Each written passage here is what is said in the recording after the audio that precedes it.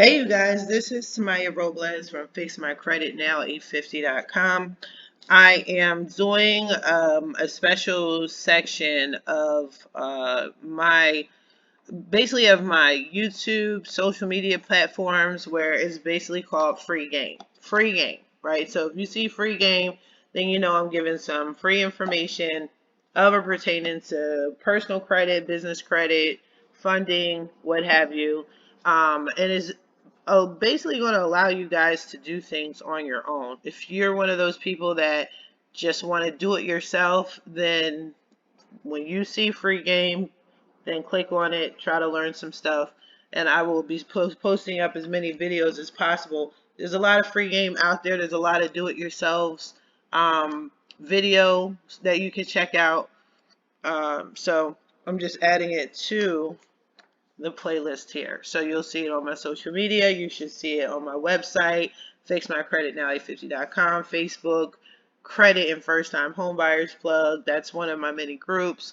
YouTube, Instagram. So yeah, or you just contact me directly and I'll redirect you.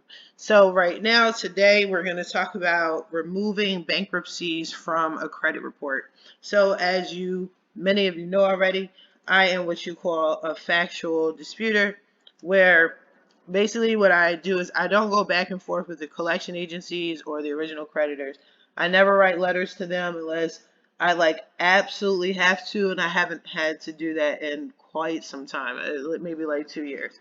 What I do is I write to the credit bureaus and I bring up inaccuracies, anything that's violating my client's rights under the FCRA.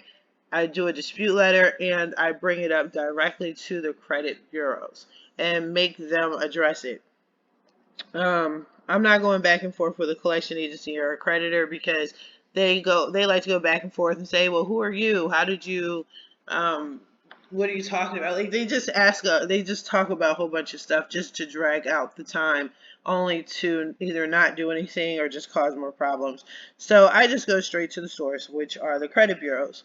As far as bankruptcies are concerned, bankruptcies here you can see are considered public information. I am using Smart Credit. This person is an old client of mine. They had bankruptcies reporting on all 3 credit reports. As you can see, TransUnion, Experian, and Equifax. Public records, many of you should know that is not supposed to be reporting on your credit report. Bankruptcies are not supposed to be reporting on your credit report. The bankruptcy courts do not volunteer your information and report to the credit bureau. That is the credit bureau looking at the PACE system and trying to search for people and their information so they can report on your credit report. So yeah, this is not supposed to be on here anyway. However, as you can see, it's on this person's credit report. So we're going to pull up all the facts, all the inaccuracies, and we're going to basically, I'm going to tell you what to put in your dispute letter.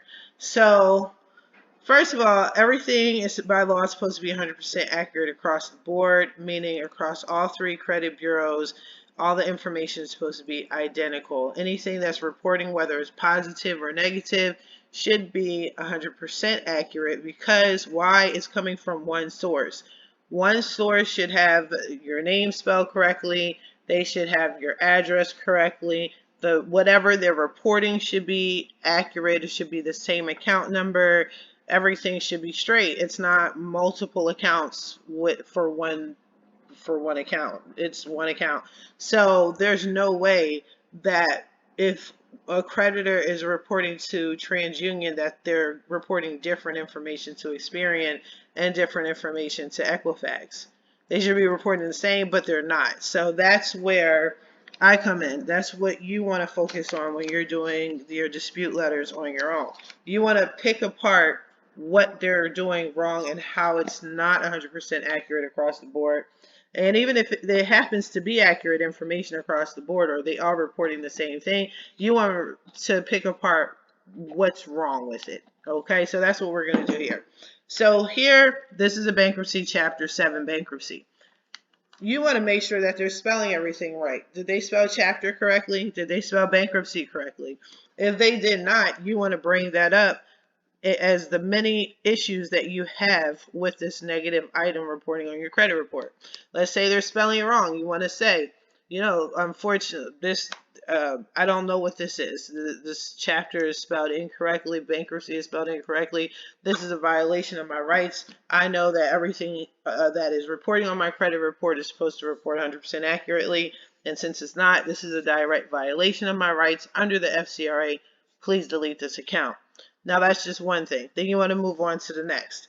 So discharge. You want to make sure all three credit bureaus are reporting the same way. So TransUnion is saying this is discharged.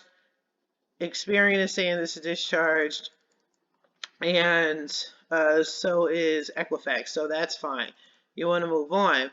Now, date filed, reported. That's important. That is supposed to be reporting.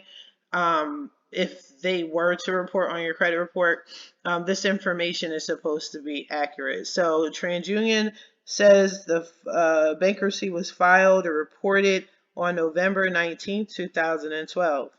So now we're going to make sure Experian is saying the same thing. Reporting November 19, 2012. So far, everybody is correct. And let's look at Equifax. Date filed reported. Equifax is saying November 1st, 2012. That is a major violation.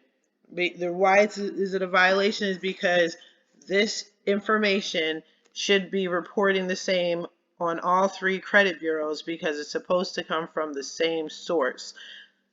We don't, and then you need it takes 7 years before, or to 10 years before it's supposed to drop off your credit report. You need to know when that clock starts, and if there's different dates, then you don't know. So you want to bring that up when you do your dispute letters. That is a major violation against your rights under the FCRA. Please delete this account from my credit report. Okay, and now another issue you want to move on is the reference number. So a lot of times when these bureaus, I want to say, report on your credit report, they don't use the same reference number, or they'll change it up, or they'll add to it. That's not accurate. So you want to check and see if that was done here. So here's the reference number for TransUnion, 1213320. Experian they have the same number, but they added WHD. Don't know what it is, don't care, don't need to know, right? Other than the fact that it doesn't match what TransUnion is reporting. And let's see what Equifax is reporting. Okay, so their date filed reported, their reference number. So their reference number is 1213320-GSP-02/13. I don't know what all of that extra stuff is, and I don't care. You don't need to care either. So what you need to do is when you write your dispute letter, include that. There are 3 different reference numbers across the board. This is a major violation against my rights under the FCRA. Please delete this account. Okay, that you're going to say the same thing over and over again in your letter. You want to zero in on it. You want to hone in on it so they know that you know what your rights are. The credit bureaus naturally know what what is or is not supposed to be on your credit report. They know full well what the FCRA is and what it entails. But do you know? That's what the big challenge is. So your letters are basically saying, I know my rights and this is wrong. All of these things are wrong. And because of that, you need to delete this off of my credit report or I'll sue you. You can even say that. I'll sue you between $1,000 or $4,000 for every violation every single month that you did so. They know what the penalties are, right? Okay, so let's move forward. This after reference is closing date. So TransUnion has a closing date of 2/27/2013. Okay. Now, does Experian have a closing date? They do. Theirs is 2/27/2013 as well. That's fine. And let's see what Equifax has. Closing date. There is no closing date. This is blank. Okay. Now, if you want to say, well, Tamiya, that's probably what this number is. It's the month and the year. But again, it's not your job to assume or figure any of this out for the credit bureau. Your credit report is supposed to be so crystal clear that you understand and there is no doubt. Whoever's reporting on your credit report is literally supposed to put everything on 100% accurately, so there is no doubt. So if the closing date is actually 2/27/2013, that's cool. Okay, it's showing up on TransUnion, showing up on Experian, but why does Equifax have something different? Or honestly, why is it blank? This is blank. Closing date, if you scroll over here, it's blank. It may possibly be part of the reference number, but there's 3 different reference numbers at this point. I'm not going to assume. It's not my job. It's not your job. So you just want to bring that up and move forward. All right, so now they have U.S. Bankruptcy Court. Now, when a bankruptcy is being reported on your credit report, it's supposed to be accurate. Right? The spelling is supposed to be accurate. There's not supposed to be any abbreviations. You see U.S. It's not supposed to be abbreviated, believe it or not. The whole thing is supposed to be spelled out, and not just U.S. Bankruptcy Court. It's supposed to literally say what city, what state the court was in. Because, I don't know, U.S. Bankruptcy Court could be, what, Connecticut, Utah, Idaho. Who knows? How do I know? It's not my job to report it correctly. It's your job as the credit bureau. So this is actually wrong. This is wrong. You want to bring that up. But let's compare that. Let's compare what TransUnion has with Experian. Because remember, one account is supposed to be reporting the same across the board. Now, Experian has US BKPT, CT, GA, Noonan. I don't know what that means. It's not my job to try to figure out what this abbreviation means. More than likely, it probably means U.S. Bankruptcy Court of Georgia, but I don't know that. It's not my job to figure that out. They're supposed to spell this out clearly, right? And it's not. So that's another violation you're going to put in your dispute. But let's see how it is being reported on Equifax. Again, same account. Everything's supposed to be reporting 100% accurately. So this court, U.S. Bankruptcy Court, they have only federal. I don't know what that means. I don't know what that means. Federal what? What's federal? There's so many departments under federal. Is it local federal? Is it national? I don't know.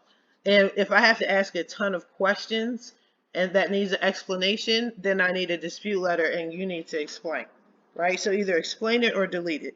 Either way, this is a direct violation of the rights under the FCRA. This account needs to be deleted. Another thing just to be aware of is dates, right? So whether you're disputing a bankruptcy, a collection, a charge-off, anything, an inquiry, anything with a date on it, check the actual date. Like, go to your calendar. Then you go to your calendar and you can literally pull up a year. Yep, you can change the year and look at a particular date and see, does that day fall on a Sunday when nothing, or a Saturday, because courts aren't open on the weekend, right? Is it open, is it on a holiday? Because if they leave any date that is on a weekend or a holiday or whatever day, maybe you knew that particular day everything was shut down for whatever reason. Maybe there was a blackout. Maybe there was a tornado. Or, I don't know. Maybe there was a severe hurricane during that time. But they have that date as the date something happened. That's a violation. You know that's wrong. You know that's wrong. And you know that means it's fraudulent information at the end of the day. Okay, so check that out and make sure that these people are reporting correctly. Now, they're not. So after this client was with me for about, I think, 60 or 90 days, I did the disputes on his behalf. Let me scroll up. And let's take a look at what happened. So initially, let's see, we're going to go under public records. With Smart Credit, public records show any legal issues, child support, bankruptcies, they're going to fall under public information. As you can see, there's nothing here now. I got them deleted. Now, bankruptcies and child support are considered, those accounts are considered heavy items. I like to consider heavy items because it's not super easy. It's not as easy to remove like any collection or charge off or inquiry, in my opinion. So it takes a little bit of elbow grease. And how they respond, they didn't just respond to my letters and say, oh, you're right, let me erase it. What they did was the bureaus removed it one bureau at a time. So I sent my dispute letters, one bureau took it off, and then it was with two other ones. I think I can show you. Then it was with two other credit bureaus. And then another credit bureau took it off, and until eventually it was off all three. Don't be surprised if that happens. If that happens, just keep sending the same letter over and over again like I had to do. So if you can see, right before all three were deleted, it's now only on Experian and Equifax. So that's just how they do. They're a very shady industry.